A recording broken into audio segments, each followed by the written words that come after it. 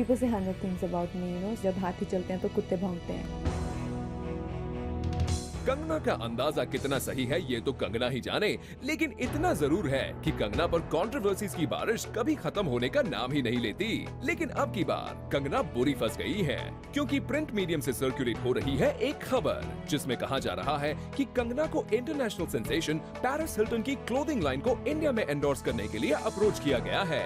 वहीं कंगना के पार पे सिर्फ इतनी इन्फॉर्मेशन आई है कि कंगना की सिर्फ बात हुई थी और ये डील फाइनलाइज भी नहीं हुई, मगर तब तक प्रिंट पे ये लिखा गया कि पेरिस हिल्टन के इंटरनेशनल क्लोथिंग लाइन ने कंगना को उनके ब्रांड को रिप्रेजेंट करने के लिए अप्रोच किया है। Things got worse as Pragya Narang from the event company that is managing the Paris Hilton clothing line launch in India said Paris Hilton's fashion officially denies approaching Kangana, who claims that she is all set to be the face of the fashion line. Paris is a global megastar and doesn't need anyone to be the face of her fashion line anywhere in the world. बात सही भी है, Paris Hilton को India में अपनी fashion line endorse करने के लिए कंगना की क्या जरूरत?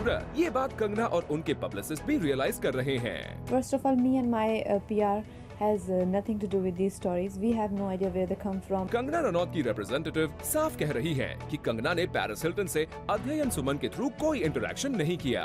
कंगना's PR quotes, "The query for the representation came to Carving Dreams long after the cessation of Kangna's relationship with Adhyayan. Neither Kangna nor any of her agents have ever met Paris Hilton. Kangna has also never commented in the media on this issue herself. As this sort of reporting is very damaging to her reputation, Kangna is taking legal action against the publications that have carried this news without verification."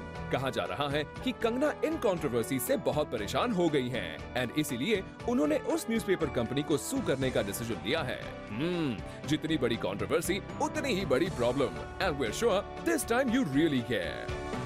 I will do what I want to do, and people can continue to do what they are doing, you know. So I think that's the best way, and that's where we leave it.